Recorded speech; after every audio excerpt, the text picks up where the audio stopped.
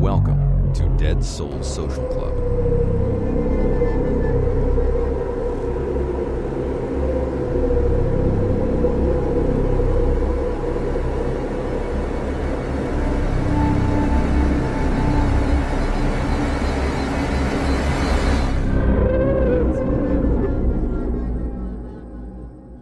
If you enjoy our show and you find our research interesting, please leave us a 5-star review on your chosen podcast platform. Something that small really does go a long way in helping us out. You can find more about us and the research that we do by heading over to Instagram and searching our name. As always, thank you so much for joining us tonight.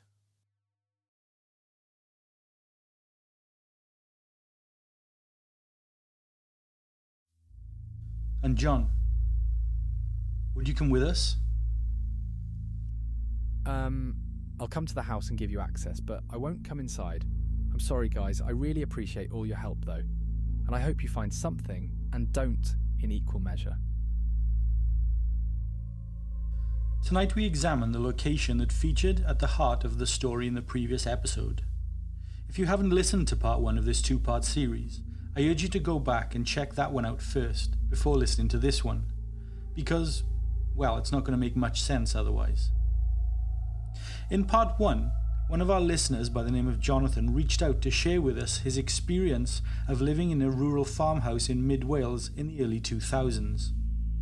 He had moved there with his mum and dad while he was still a teenager, and gradually, over the course of a few years, strange phenomenon in that house gradually drove a wedge between the family, thus instilling fear and despair within them to a point of breaking.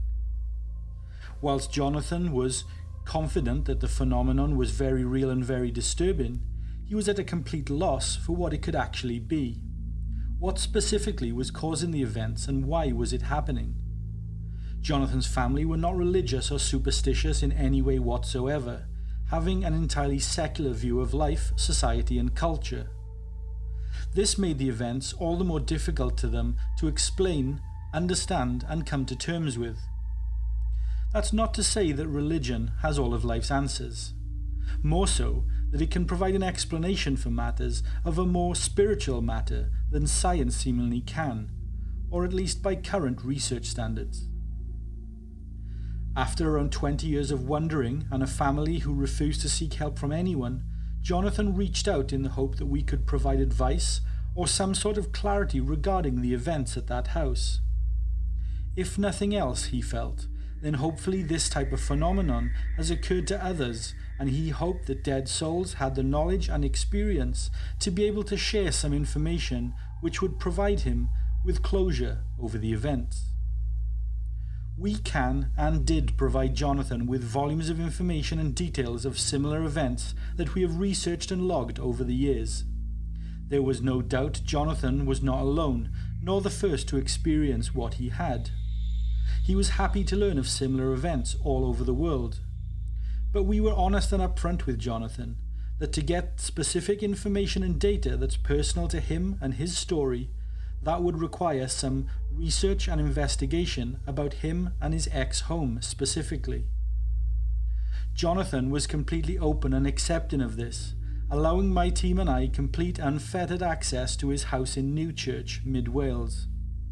In tonight's episode, we are going to talk about that research and investigation and share with you what we found. This is Newchurch, Part 2, The Investigation. Is it possible that ghosts actually exist? Certainly many people believe in the existence of ghosts, a spirit left behind after someone who was alive has passed away. A 2021 YouGov poll found that 2 in 5 Americans think that ghosts exist, and 1 in 5 say that they have encountered one. The survey of 1,000 American adults found that many people aren't convinced that these quote-unquote entities are just the stuff of horror stories and horror movies alone. If they are right, then that's more than 50 million spirit encounters just within the continental United States. Through my work within the fields of research and psychology, it's not uncommon for me to hear stories about paranormal experiences. But along with others who practice scientific skepticism and operate in similar fields of interest, I ensure I keep an open mind while maintaining that extraordinary claims require extraordinary evidence. If you tell me you went to see a movie with friends at the cinema, and I'll take your claim at face value. However, if you share with me that you spent 2 hours the previous evening having a conversation with the ghost of Elvis Presley, then I'll want more evidence. Hey, call me untrusting if you like. So, first of all, and in the spirit, pun intended, of critical thinking, let's consider the following question. Are ghosts even scientifically possible? The average person may think that they're experiencing ghosts when they hear strange voices or see moving objects without physical interference. People may even claim to see orbs or wisps of light, and in some extraordinary claims state they have even seen translucent people. Yet there are no known claims of anyone describing ghosts as aging, eating, breathing, or using bathrooms, basic human traits. Ghosts again are rarely reported as engaging in two-way reciprocal conversations with the living. I'm talking about ghosts now specifically, not poltergeists nor demons, just to be clear.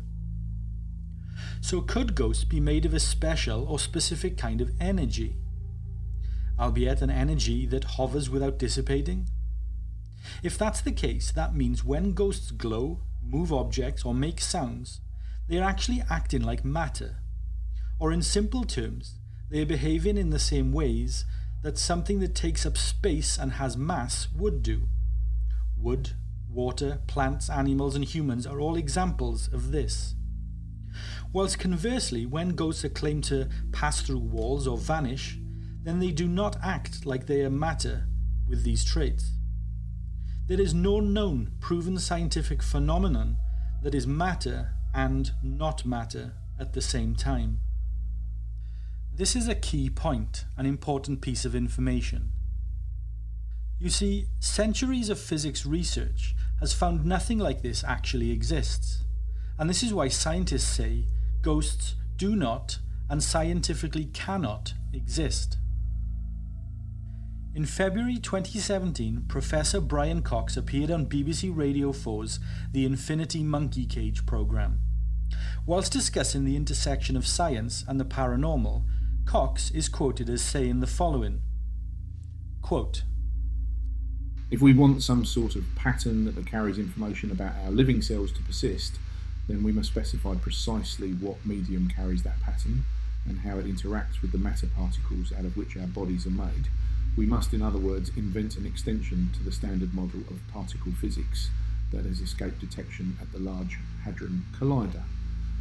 That's almost inconceivable at the energy scales typical of the particle interactions in our bodies." The hokey American astrophysicist come celebrity talker Neil deGrasse Tyson was also on the same show. He went on to press Cox for clarification, stating, quote, "If I understand what you just declared, you just asserted that CERN, the European Centre for Nuclear Research, has just disproved the existence of ghosts." Cox replied to this question with a simple yes. Of course, Professor Cox's assertion relies heavily on the Large Hadron Collider's ability to pick up the tiniest bursts of energy found in particle collisions. That would effectively mean that any detectable energy signatures from paranormal entities, no matter how small, even down to the molecular level, should be easy to detect. Of course, all we need to do now is reduce the Hadron Collider in size to that of a PKE meter so we can dispose of hauntings at every ghost-infested location. Where is Dr. Spengler when you need him, eh? But what if a ghost or apparition isn't an energy, however? Well, I'm going to come back to this point in a short while, so put a pin in it for now. First of all, I want to talk about paranormal investigations, because we're going to discuss shortly the investigation that we conducted at Jonathan's old house, so I think it's important that we discuss this point first. Never before in history have people recorded so many ghost encounters, thanks in part to mobile phones, cameras and microphones. Even though the paranormal and subjects of the supernatural were arguably more in vogue and popular in the late 19th century and early 20th century, the advances in technology has meant that experiences are at a far higher level than those recorded in Victorian times. That being said, you would have thought that said technology would have also captured undeniable evidence of ghostly encounters by now. Some people will say that it has, though scientists will rubbish those claims. Sure, there are lots of ambiguous recordings impacted by bad lighting and faulty equipment out there, but popular TV and YouTube programs on ghost hunting convince members of the public that these blurry images and over-the-top emotional reactions are all the proof that's needed to evidence the existence of ghostly phenomenon. Ghosts are big business after all. Television shows, movies, books, podcasts and YouTube content aside, there are also dozens, perhaps hundreds of ghost hunter or so-called paranormal research organizations across North America, Canada and the UK. Small groups of self-educated ghost experts who lurk in the dark at reputedly haunted locations, hoping to glimpse or photograph a spirit. Some of the most famous TV ghost hunters are Jason Hawes and Grant Wilson, the two plumbers who moonlighted as paranormal investigators in their spare time. They were seen on the popular reality TV show Ghost Hunters, where they would essentially travel to alleged haunted locations and look for evidence of ghosts. What they would consider evidence on their show would be cold spots, photographic anomalies, they referred to as orbs, items moving of their own accord, and various other spookiness. All of which, of course, was generally difficult to verify the accuracy of and truthfulness of in a television format. Not that I'm dismissing any of their experiences, of course, I'm just being factual here.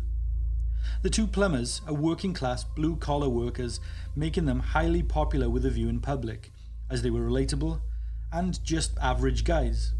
But neither had any scientific background, training or knowledge, or an education level higher than a high school diploma.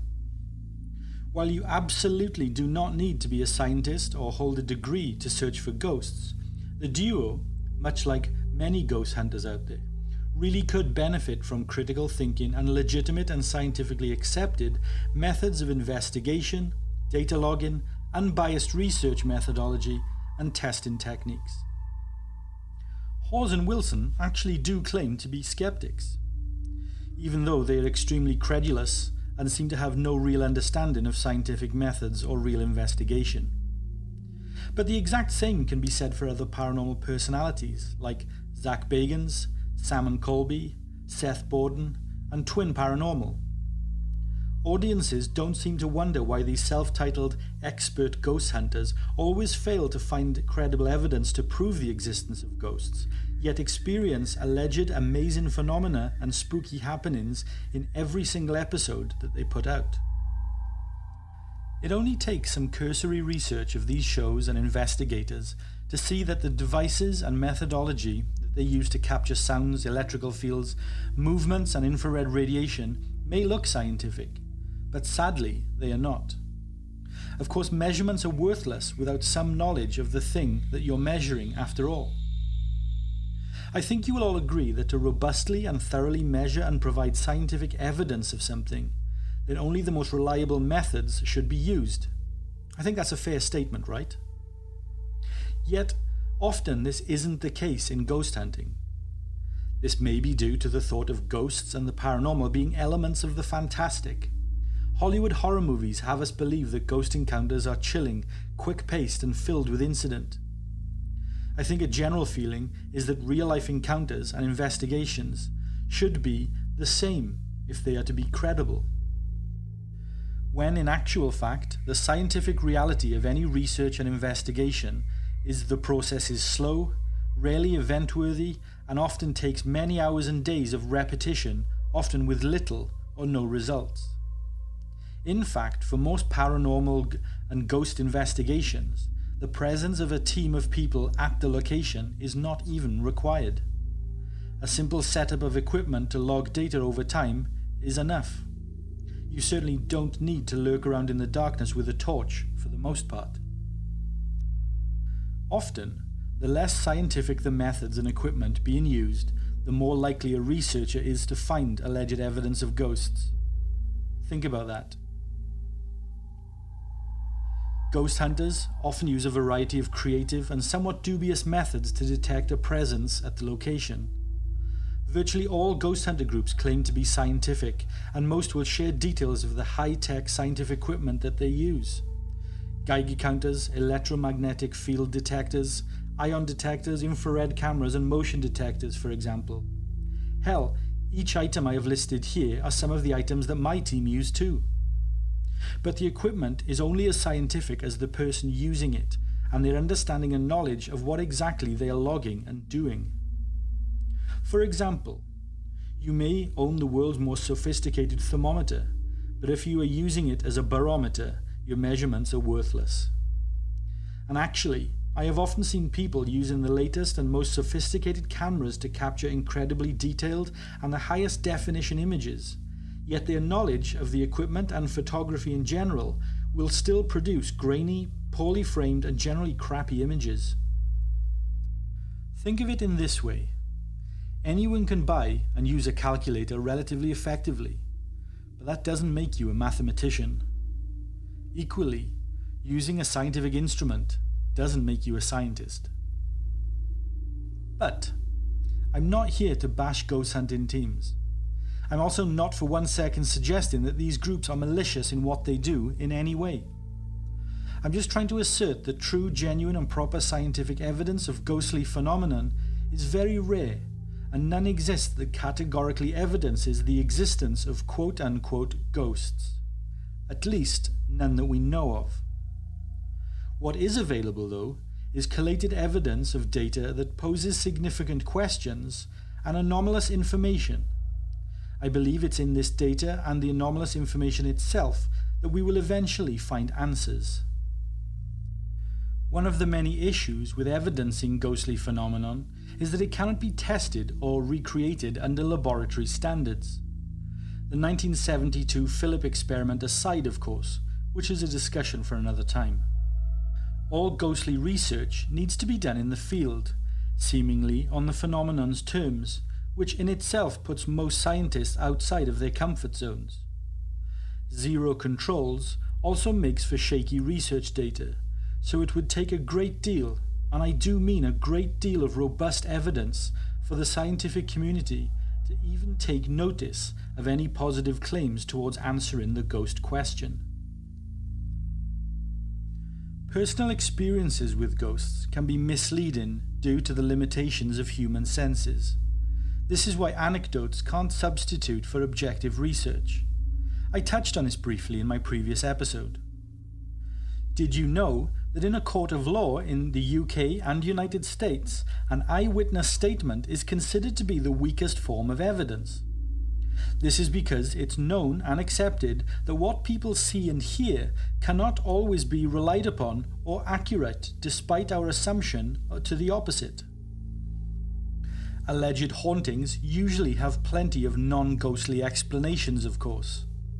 Video footage of orbs that you see in abundance online. Well, videos capture many small particles of dusts blowing or floating close to the camera lens. These are often made to bloom by the camera's infrared lights or sensors. Watch any orb video closely and you'll see that they never go behind any objects in the room. And that's exactly what you'd expect with dust particles close to the camera lens. The dust particles, or orbs if you like, are not moving with intelligent manipulation. Personally, I'm not sure where the public's obsession with orbs came from.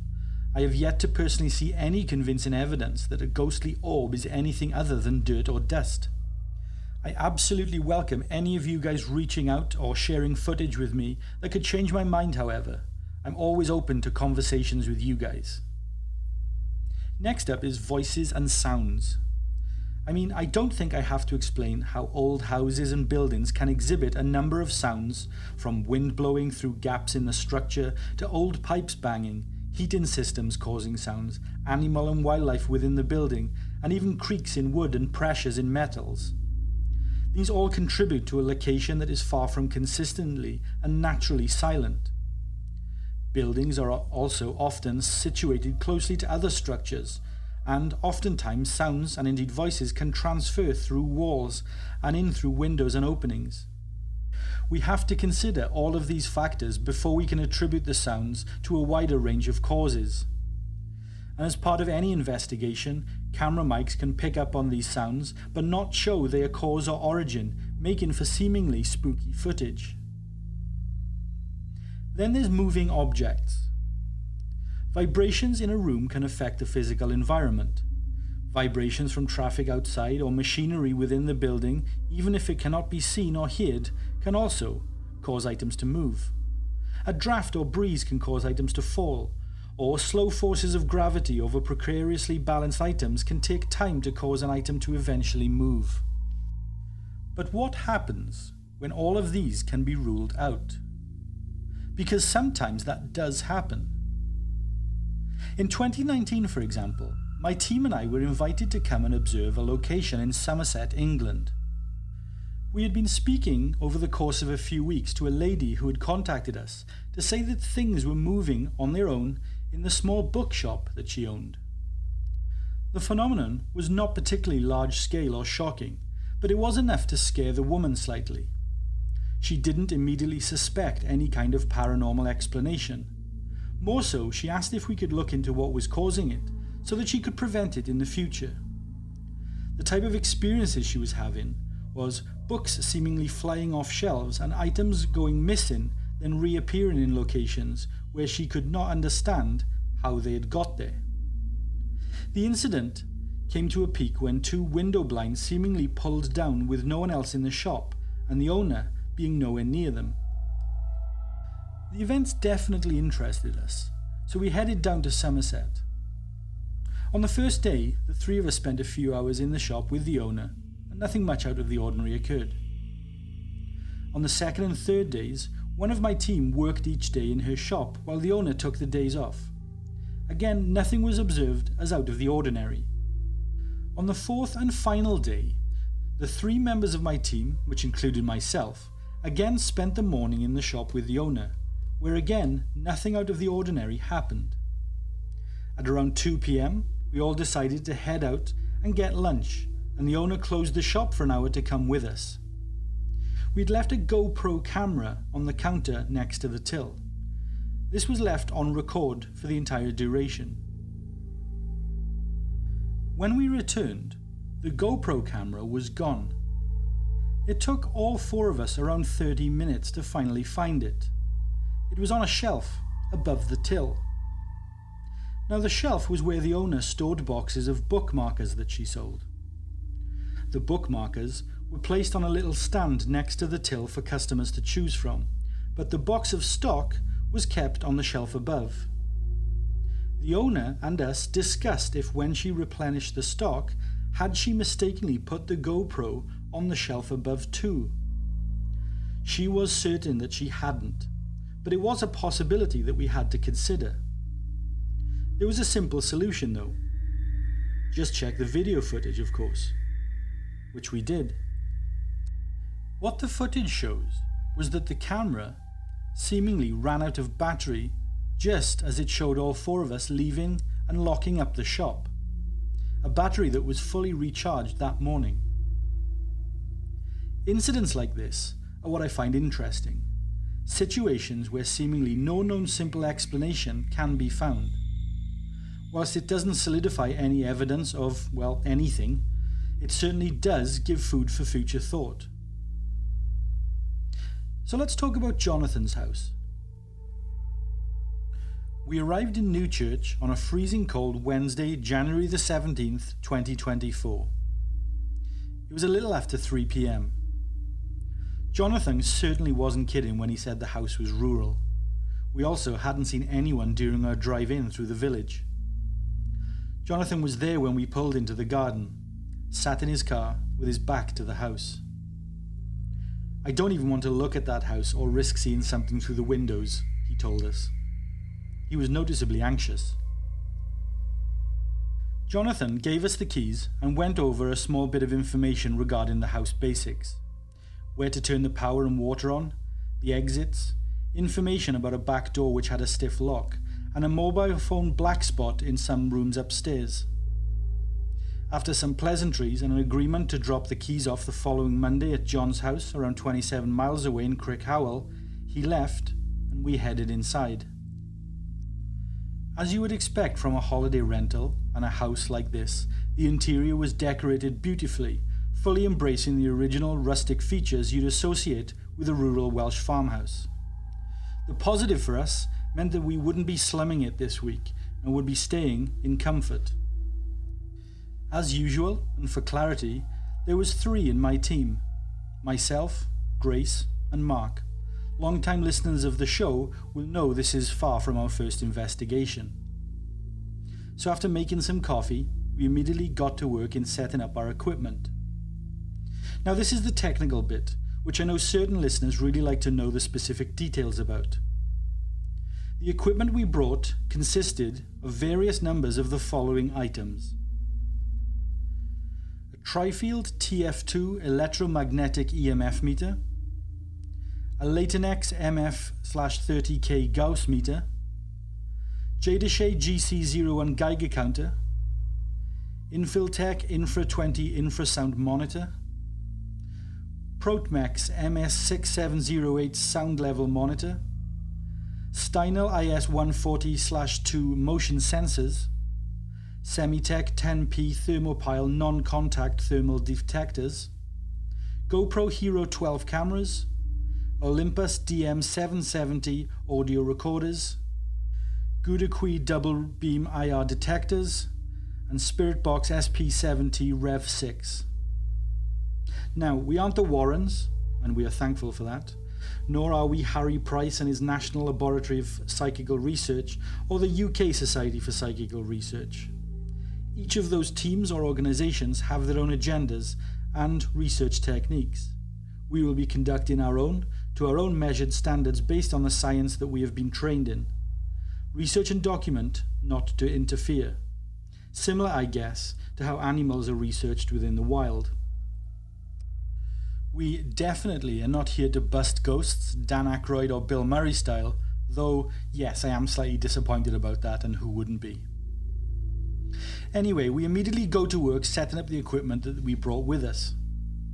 The focal areas that we had already established were the stairs, the room upstairs the family called the spare bedroom, the kitchen, and the upstairs hallway. This worked out perfect for us. The family never reported any phenomenon in the living room or the small room beyond that was used as the family study and the adjoining conservatory. So we set up our laptops, monitors, and base of operations within the conservatory area. Through our coverage of infrared beam motion detection, which was set up in a grid format, we had covered every inch of the stairs, spare bedroom, and upstairs hallway, completely securing it from a movement perspective.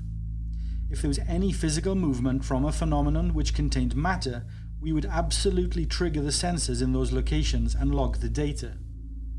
Similarly, we had visual cameras in those locations, shooting in both regular spectrum and infrared optical outputs, temperature gauges, EMF sensors that could detect changes down to the most microscopic of milligauss units, and Geiger tech and infrasound monitors. There was no opportunity for any change in the environment from a multi-sensory or interfactor basis. If a fly had a bad cold, we would log its temperature and its sneezes.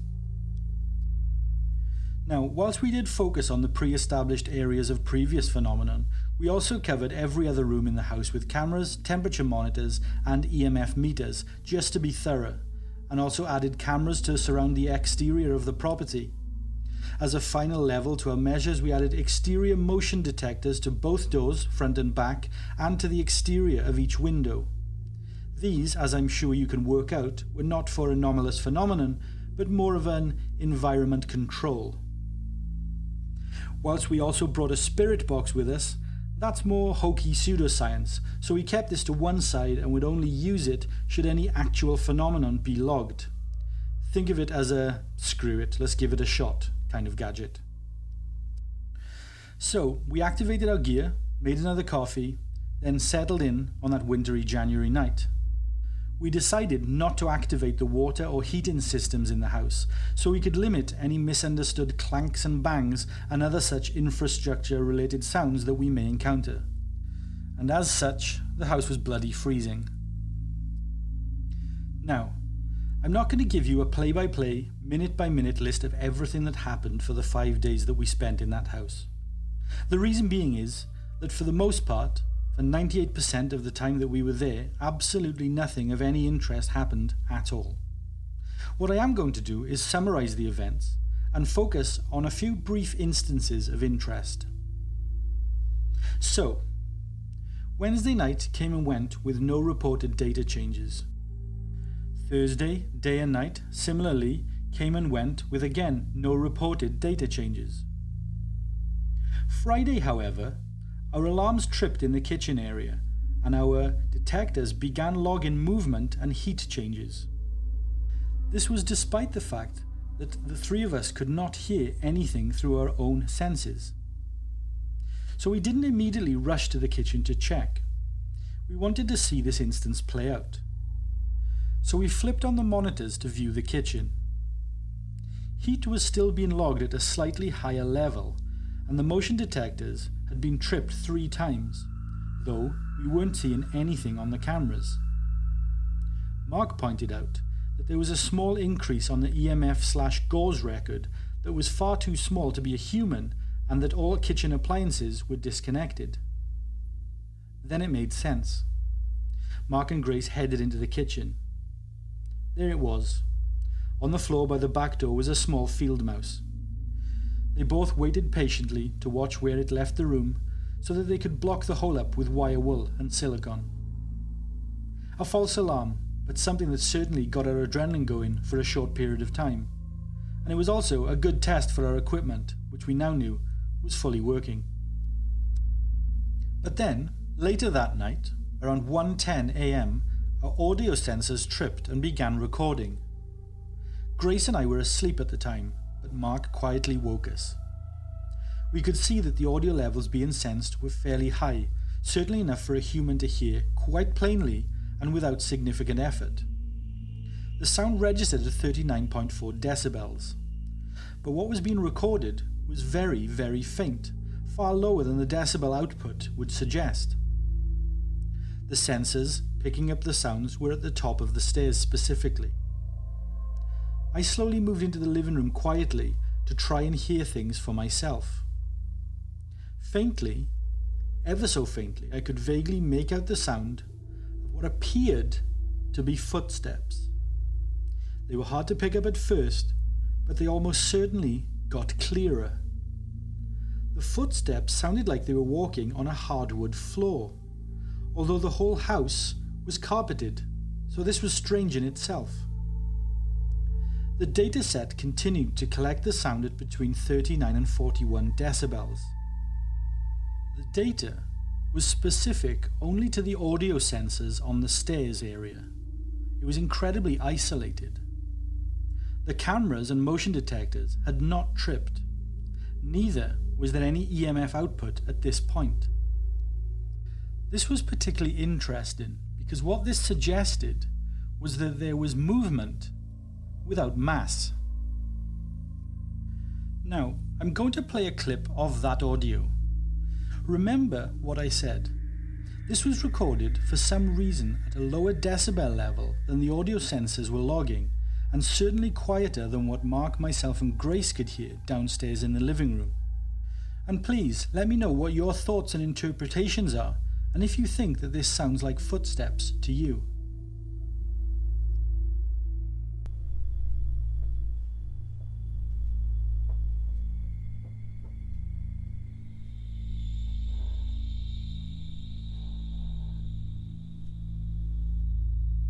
It's fairly ambiguous, and I can totally understand if you aren't hearing what I am amongst the audio, but I definitely thought it was worth logging, especially given that it was the exact kind of sound that was reported by Jonathan and in the exact same location within the house.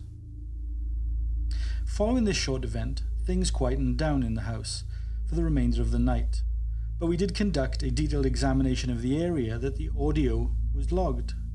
Specifically, it was in the hallway at the very top of the stairs. We couldn't find any evidence of, well, anything having been there. Incidentally, on each step of the stairs, the floor of the spare bedroom, and across the upstairs hallway, Grace had sprinkled talcum powder over the floor once we had set up all the equipment. For those of you unsure why she did this, it was to establish that if someone, an animal, or anything else had walked in those areas, they would have left track marks in the powder without any quick ability to recover them up. It's actually an old CIA spy trick from the 1950s, and it's basic but effective. The next day was a Saturday, and that was entirely quiet and uneventful too, with zero interesting data. Well, with the exception of a bird that flew into the conservatory window and gave us all a scare, but that aside, nothing. And for those interested, the bird was fine. After hopping around outside for a bit, it soon flew off. The final bit of evidence that I want to share with you occurred on the Sunday night, our last night in the house. The three of us had decided that for the last night we would spend the night in what was Jonathan's old bedroom, and for the most part it was another quiet and uneventful night. But at around 4 a.m, audio sensors were triggered once again in the upstairs hallway outside the bedroom that we were in. We had each slept through this recording and only discovered its existence when we woke up at around 9:30 the next morning. Now we hadn't, as I clarified earlier, activated the water or central heating systems within the house, so the piping throughout the place was entirely dormant for the time that we were there. So this little set of noises really perplexed us.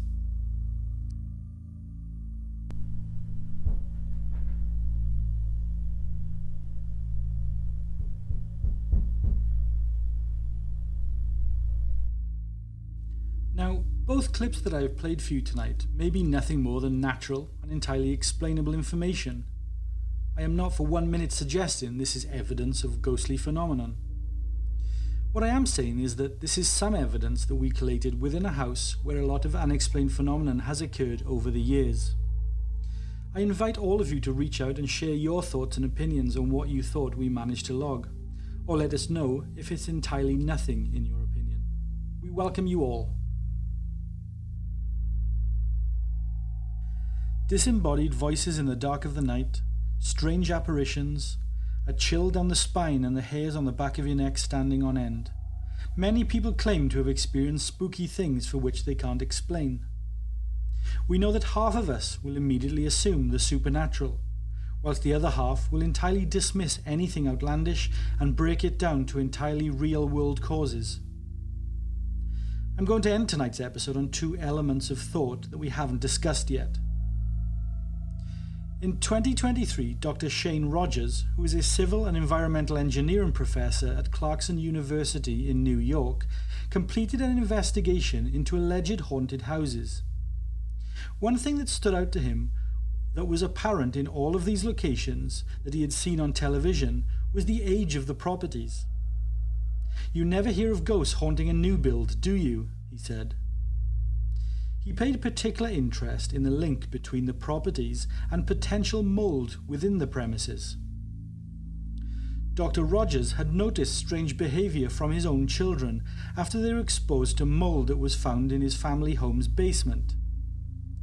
It was this that triggered his investigation in the first place. Dr. Rogers found significant links between old damp houses to abnormal behaviour, and in each scenario there was evidence of fungal mould being airborne within the property. Many of the symptoms humans experience after mould exposure do actually corroborate with what humans display in reports of ghost sightings. According to the UK's National Health Service, Aspergillus mould, which is commonly found in old and damp buildings, can cause shortness of breath and optic nerve inflammation. What's significant about this is that the nerve inflammation also causes dark shapes to seemingly float across people's vision.